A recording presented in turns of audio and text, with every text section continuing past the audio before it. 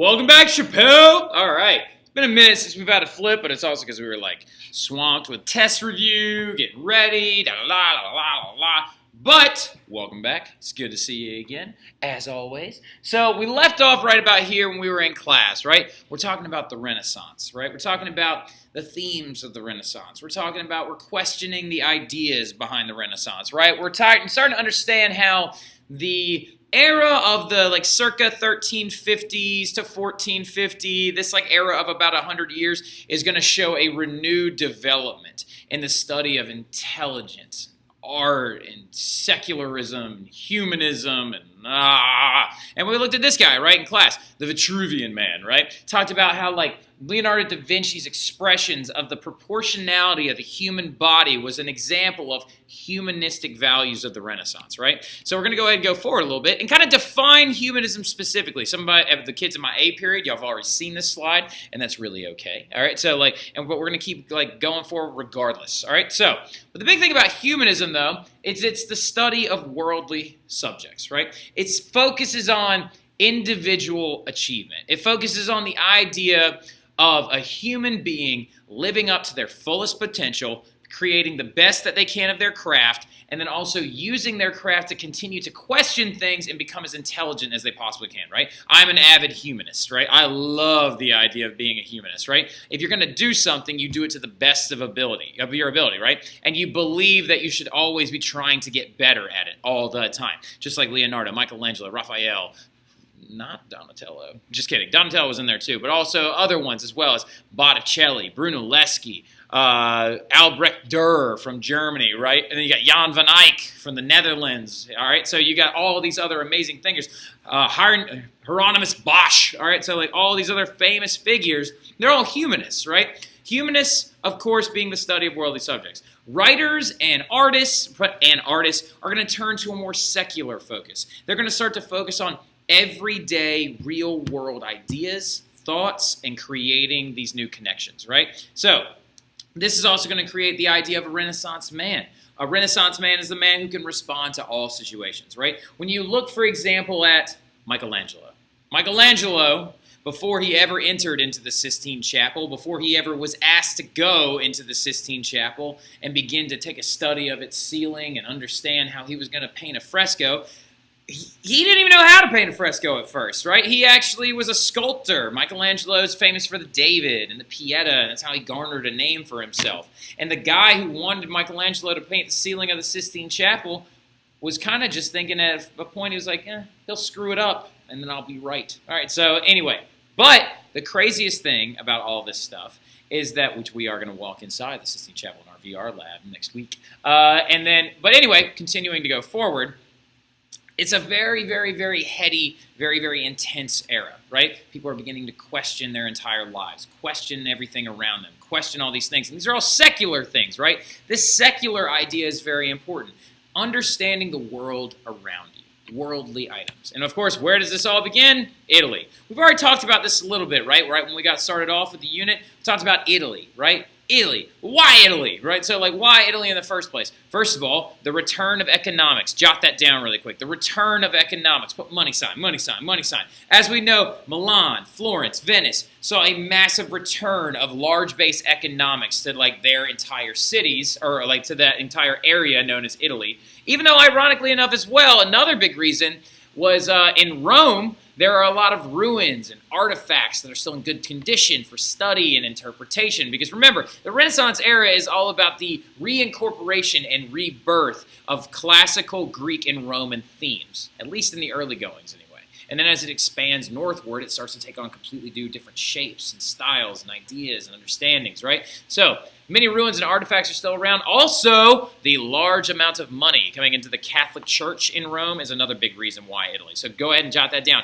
You should have about 3 or 4 reasons of why Italy right now, right? A return of economics to places like Milan, Florence, and Venice. You've got ruins around, Roman ruins and artifacts still around for study. You've got a Italy is the home to the Roman Empire. And then you've also got that last one, the influx of money into the Catholic Church, because that's the big thing. The Catholic Church actually paid for a lot of this stuff early on. So even though, really, really quickly, something you need to know, Italy wasn't even a country yet, all right? So Italy, not even necessarily a country. Milan was considered an independent state.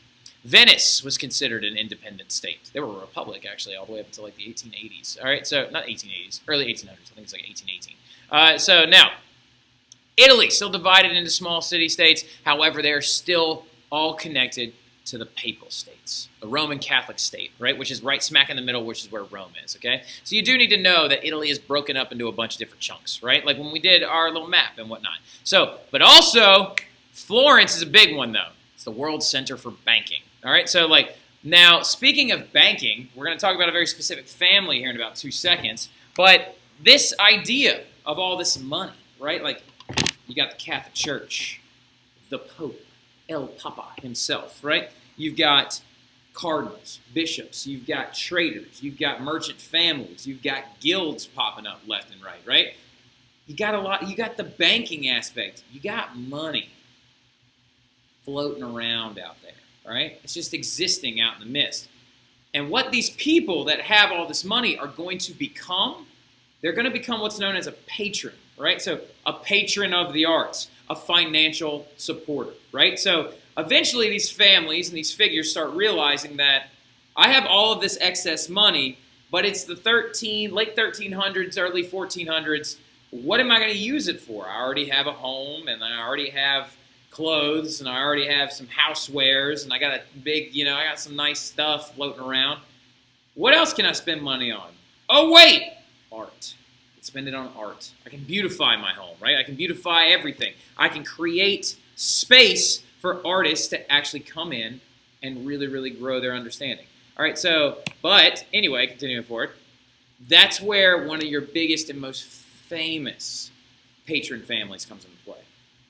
The Medici family of Florence. These are patrons like themselves. The Medici family is just a great example of a patron group, right? You also had Julius II, who was a pope at the time. You had Leo X, who was another major patron. You had like a lot of different people. Hold on.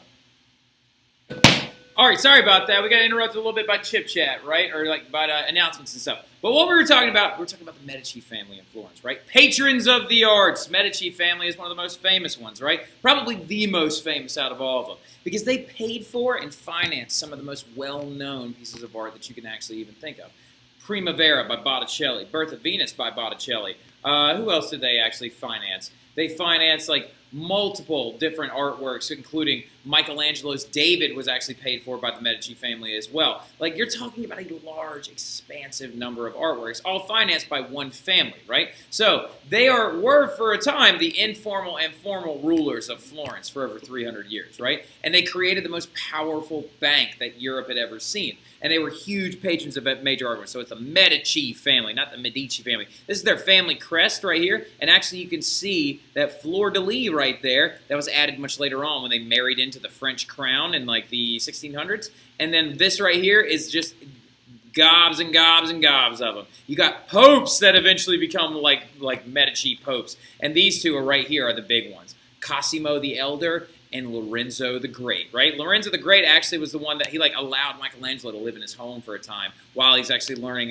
his artworks. Now, with all these patrons, this money, these new art forms, these new this new that, you've got a lot of new artistic styles. So it's important to understand what these styles are, where they're coming from, where they're going, things like that, right? But including these artistic styles, you've got art now becomes much more stylized, right? So less garbagey.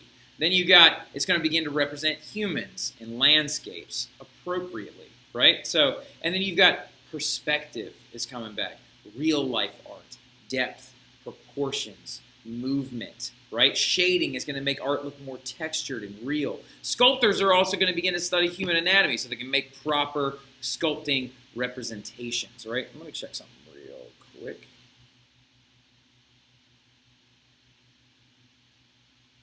Yeah, okay, cool. All right, so all of these new and amazing things are coming back around, right? So, for example, running through some of these things real quick, you've got this guy. This is Augustus at Ponta.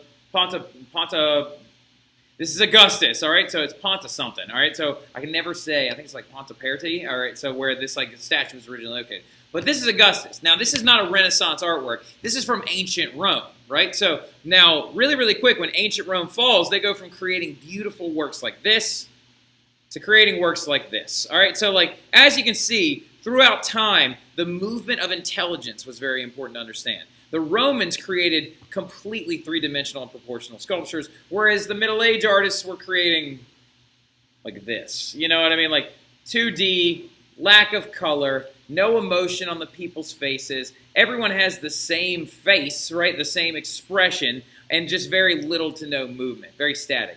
And then as time progressed forward, you saw the Byzantinians try to create art a little bit better. Things were highly gilded. They had like a lot of gold work all over them.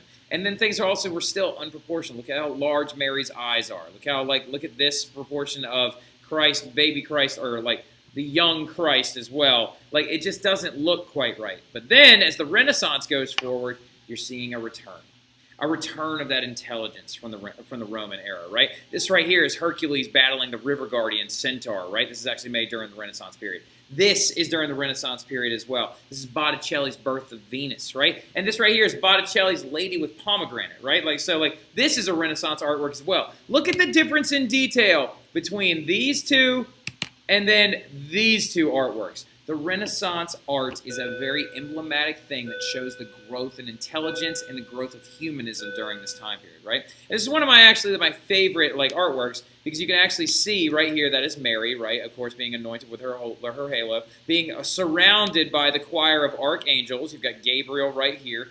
Gabriel's either this one or this one, all right? So one of the ones holding the lily. And then you have several of the other archangels. Michael is in the background right here, the defender of the faith. And then the biggest thing about it is the presence of the divine showing their influence on Mary as well as the newly born Christ, right? So now look at Christ's halo. Look at the detail, the recessive detail. The halo is meant to look transparent. And here's the other crazy thing is symbolism. Why a pomegranate? Why a pomegranate, right?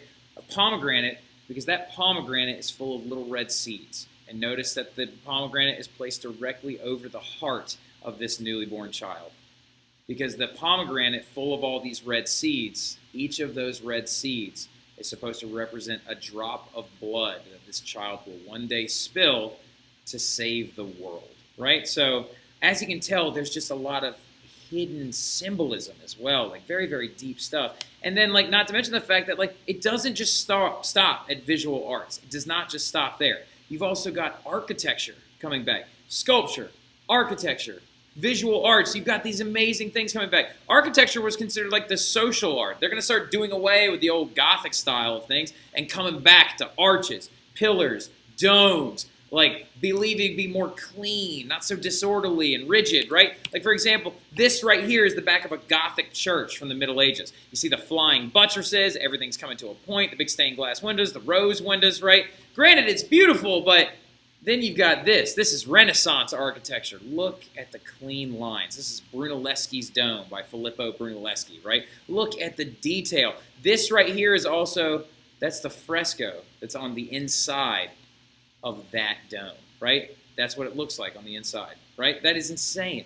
And then on our next flip, and also next in class, we're going to start communicating next about the writers of the Renaissance as well. So I hope you enjoyed it. I'll see you guys tomorrow.